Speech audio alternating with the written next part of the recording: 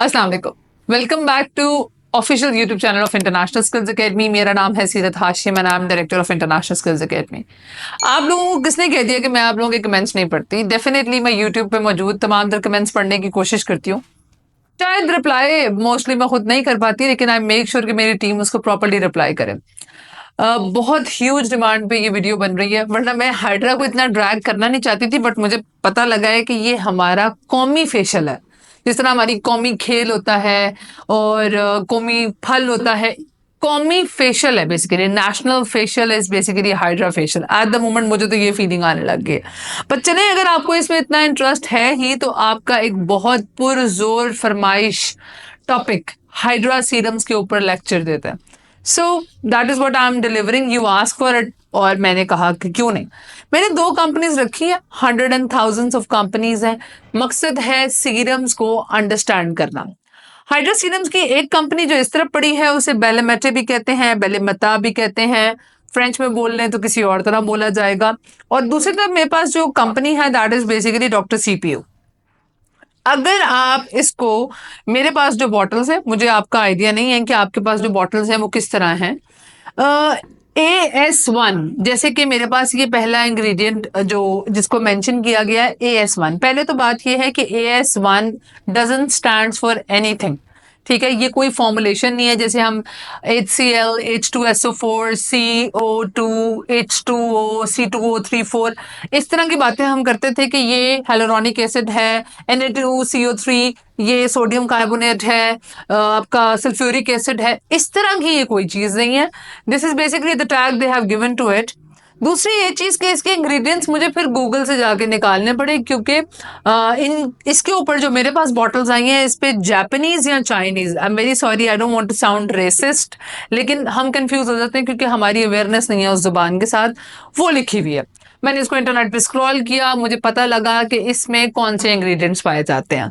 दूसरी तरफ हमारे पास SA2 है जो कि अपने ऊपर लिखा हुआ है oil and acne prone skin type, यानी cleanse and exfoliate for all skin types आप इससे कर सकते हो, लेकिन एक्नी प्रोन स्किन के लिए आप बाद में इससे काम करोगे। ठीक है।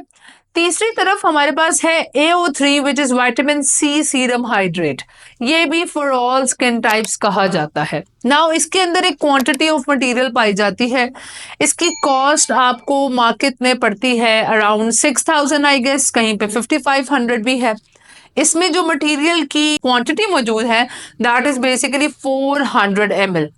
Now when I look into the details, इसके अंदर मेजरली सिर्फ हाइड्रेटिंग इंग्रेडिएंट्स पाए जाते हैं। एक्नी वाले के अंदर भी मेजरली सिर्फ हाइड्रेटिंग इंग्रेडिएंट्स पाए जाते हैं। कोई सैलिसिलिक एसिड, कोई ग्लाइकोलिक एसिड, किसी किस्म का बेंजाइल पेरोक्साइड, ऐसी कोई चीज़ इसमें मौजूद नहीं है। इंटरनेट के थ्रू पाई गई इंग्रेडिएंट लिस्ट के बारे में मैं आपसे बात कर रही हूँ। उसमें कार्बोमाइड है, हाइलुरोनिक एसिड है, यूरिया है, आपके पास और इस तरह की चीजें पाई जाती हैं जो चेहरे को हाइड्रेशन प्रोवाइड करते हैं। ठीक है, फिनॉक्सी एथेनॉल है, इस तरह की चीजें बेसिकली हमारे पास मेजरली पाई जाती हैं। अब मकसद इनका क्या है? सीरम का हाइड्रेशन प्रोवाइड करना। नंबर 1 क्वेश्चन जो कि मुझे पूछा गया, क्या इस सीरम के साथ हम पानी को मिक्स कर सकते हैं?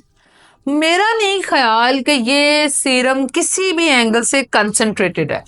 कंसंट्रेटेड चीज लार्ज क्वांटिटी में सिर्फ पाकिस्तान में बिक सकती है। All around the world concentrated चीजें हमेशा स्मॉल बॉटल्स के अंदर आती हैं, क्योंकि थोड़ी सी इस्तेमाल करके ज्यादा मटेरियल बनाया जा सकता है।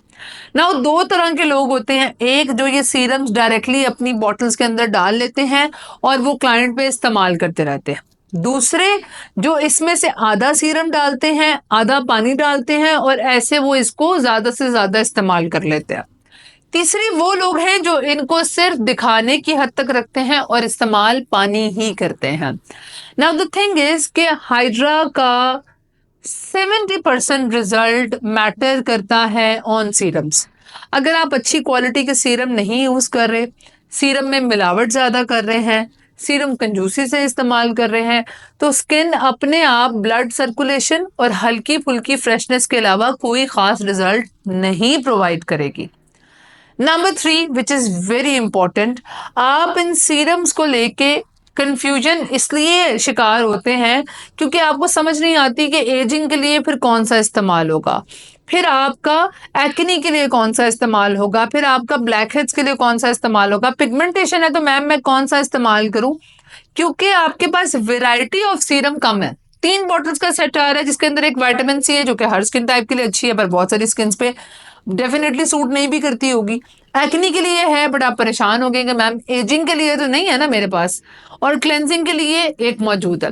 इसका मतलब है आपको एक्टिव इंग्रेडिएंट इंडस्ट्री के बारे में पता होना चाहिए। आपको पता होना चाहिए कि किसी सीरम से आप एक खास तरह का मतलब लेना चाहते हैं तो आप उस सीरम में उसी तरह का पतला मटेरियल, चाहे अगर आप एक्ने डील कर रहे हैं तो आप उसमें सैलिसिलिक एसिड थोड़ा मिक्स कर सकते हैं, ग्लाइकोलिक एसिड मिक्स कर सकते हैं, आप पिगमेंटेशन के लिए कर रहे हैं तो आप हल्का सा मंडालिक एसिड मिक्स कर सकते हैं, हल्का सा इसके अंदर आप अल्फा आर्बिटिन मिक्स कर सकते हैं, लेकिन वो क्वांटिटी सैंपलिंग करने के बाद समझ में आती है। आम बंदे को उतनी अंडरस्टैंडिंग नहीं होती कि वो एक्टिव इंग्रेडिएंट्स की मिक्सिंग कैसे कर सकता है, क्योंकि सबसे बड़ा प्रॉब्लम है स्किन पे लेयरिंग करते हुए भी कौन सा प्रोडक्ट कौन से प्रोडक्ट को सूट करेगा ये भी नहीं पता होता, और कॉम्बिनेशन फॉर्मुलेशंस के अंदर कौन सा प्रोडक्ट किसके साथ क्रॉस इंडिकेशन नहीं बनाकर आएगा वो भी नहीं पता होता, क्योंकि आप कौन सा फॉर्मुलिस्ट है। इसलिए आप इन्हीं पे रिलाई करते हैं। इनसे रिजल्ट्स लेने के लिए इट इज इंपॉर्टेंट कि फिर आप इनको जेन्युइनली इस्तेमाल करें, क्योंकि जब स्किन में हाइड्रेशन लॉक हो जाती है तो 70% मसले वैसे ही खत्म हो जाते हैं। ठीक है, मिसाल के तौर पर एक्नी है, ऑयल बैलेंस हो जाएगा, हाइड्रेशन इंक्रीज की जाएगी, ऑयल बैलेंस होगा, ऑटोमेटिकली क्या फायदा हो जाएगा, आपकी स्किन पे एक्नी थोड़ी कंट्रोल हो जाएगी। विटामिन सी इंड्यूस कर दिया, एक्नी की वजह से स्पॉटिंग हुई है वो भी क्लियर हो गई। दूसरी तरफ एजिंग है, हाइड्रेशन से एजिंग स्लोअर डाउन हो जाएगी। Definitely hydration is the key, आपकी स्किन पे किसी भी किस्म की अल्कलाइन एक्टिविटी मौजूद नहीं रह जाएगी। तीसरी तरफ पिगमेंटेशन है, मेलानिन डिस्टर्ब है, तो शायद उसके लिए विटामिन सी थोड़ी बहुत हेल्प प्रोवाइड कर सके। अच्छा, अब बात आती है कि एक सीरम मार्केट में ये बिक रहा था, यूज्ड ओनली बाय प्रोफेशनल्स, इन्होंने भी लिखा हुआ है, जिसका नाम डॉक्टर सीपीयू है। बेचते वक्त इसके बारे में ये बताया जाता है कि बेसिकली ये जो है कंसंट्रेटेड सीरम्स हैं, यानी इनको आप वाटर एक्टिवेट कर सकते हैं। अब आपको कोई भी एस्थेटिक बेचने वाला जो बंदा है मटेरियल, वो उससे पूछें जी कि अगर आप कंसंट्रेटेड मटेरियल सेल कर रहे हैं तो फिर तो आपको डेफिनेटली उसको डिस्टिल्ड वाटर या सलाइन वाटर के साथ मिक्स करना है, सादा पानी इस्तेमाल नहीं करना। सादा पानी ऑलरेडी बहुत सारे बैक्टीरियाज रखता है, आपको पता है हम सब शिफ्ट हो चुके हैं फिल्टर्स वाले पानी के ऊपर। ठीक है, हमें घर के नलके का पानी भी आजकल नहीं पीना, मतलब एक जमाना हो गया, मुझे नहीं याद कि कभी नल खोला हो विद इन द पाकिस्तान और ग्लास भरा हो और मुंह में लगा लिया हो। मेरा ख्याल है ये हिस्ट्री बन चुकी हुई है, हम फिल्टर्स पे रिलाई करते हैं, सादा पानी हम इस्तेमाल नहीं करते, क्योंकि सादा पानी इस्तेमाल करते हुए सबसे बड़ा जो नुकसान होता है वो हमें ये होता है कि इसमें बहुत सारे बैक्टीरियल इन्फेक्शन, फंगल इन्फेक्शन, पता नहीं आपकी जो जहां पर आप काम करते हैं, जो आपकी जगह है, वहां का टैंक आपने लास्ट टाइम कब वॉश करवाया होगा, कितनी डर्ट होगी, कितनी इम्प्योरिटीज होंगी, वो फिर आप स्किन के अंदर इन्फ्यूज नहीं कर सकते।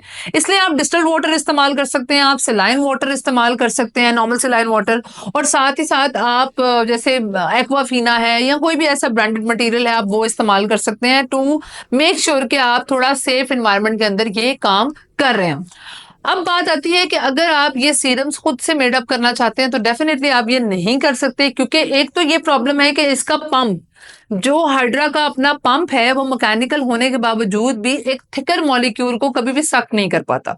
यानी अगर आपका मटेरियल ग्लिसरीन जैसा दिख रहा है, हेलुरोनिक एसिड जैसा दिख रहा है, उसमें एक फिल्म पाई जाती है, एक लेयर पाई जाती है जो कि मोटाई रखती है, यानी उसका मॉलिक्यूलर वेट ज्यादा है, तो फिर आप डेफिनेटली उस पंप के अंदर ये चीज सक आउट नहीं करवा सकते, ये कभी भी उससे फ्लश ही नहीं की जा सकती।